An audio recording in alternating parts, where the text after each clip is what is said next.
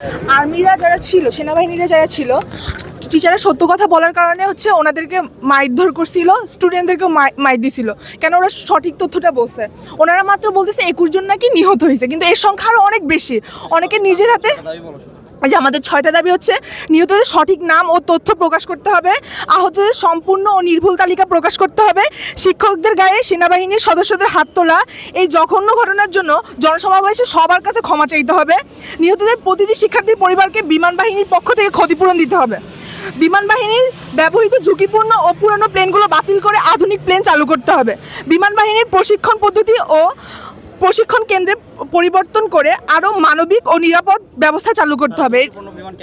হ্যাঁ, তারা কেন ত্রুটিপূর্ণ বিমান চালাবে, এটাই আমাদের, ওইটা দায় নিতে হবে তাদেরকে। আমাদের 6টা দাবি এটাই। ধারণা কি যে কতজন লোক মারা যেতে পারে, কতজন ছাত্র বা নিহত হতে পারে? 100-100-এর উপর হবে। হ্যাঁ, যত হসপিটাল ছিল সবগুলোতে গিয়েছে। আচ্ছা, এই জন্য আপনারা কাকে দায়ী করবেন? অবশ্যই সেনাবাহিনীকে। কারণ তাদের একটা ভুল ছিল, তারা যদি ভুল না করতো তাহলে ওরা ত্রুটিপূর্ণ প্লেন কেন চালায়, প্লেন তারা নিয়ে কেন বের হতো আর কেন অ্যাক্সিডেন্ট হতো। কারণ এই বিমান নাকি 1966 সালে তৈরি হয়েছে, তো এখন চলে 2025, অনেক বছর হয়ে গিয়েছে। তো এত বছর পুরানো বিমান প্লেন কেন তারা চালাবে এখন? আর এই দায়ভার সরকার নিতে হবে। আমাদের যত ক্ষতিপূরণ হয়েছে, যত ছাত্রছাত্রীরা মারা গিয়েছে, তাদেরকে সবাই ক্ষতিপূরণ দিতে হবে সবাইকে। আপাতত যারা ইমোশন ওনারা তো দিনের বেলা অ্যাম্বুলেন্স নিয়ে সব স্টুডেন্ট নিয়ে গেছে, তারপর রাতে 2টার সময় কেন অ্যাম্বুলেন্স ইয়াতে ঢুকে? আমাদের হোস্টেলের স্টুডেন্টরা তখন রাত করে বের হয়েছে বাহিরে, বের হওয়ার পরে হচ্ছে ওনারা এই সেনাবাহিনীর বিরুদ্ধে একটা ভুয়া স্লোগান দিছে। এটাই ছিল কালকের সেনাবাহিনীর বিরুদ্ধে প্রথম স্লোগান না, এটা দ্বিতীয় স্লোগান ছিল। প্রথম স্লোগানের পর আমাদের 5 নম্বর বিল্ডিংয়ে নিয়ে স্টুডেন্টদের গায়ে হাতও তুলছে সেনাবাহিনী, তারপরে আমাদের মাঠের মধ্যে হচ্ছে এই টিচারদের গায়ে, স্টুডেন্টদের গায়ে হাতও তুলছে। এটা কিন্তু সবাই দেখছে, এই ভিডিওগুলো ভাইরালও হয়েছে মোটামুটি।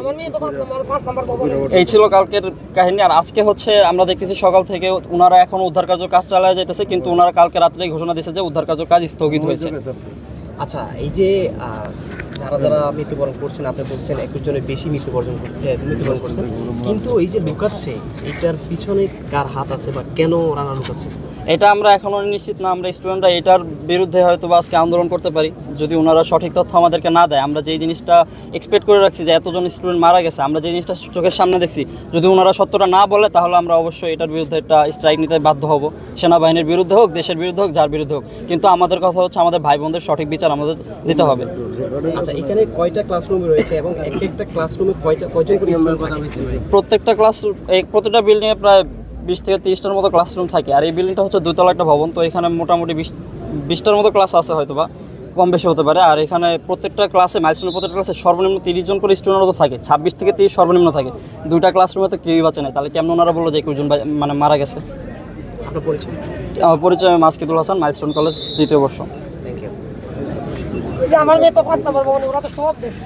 কেন এই ভবনে তো ভিডিও প্রথম তো বিমান ওইখানে ঢাকা আছে। আপনি কি এখানে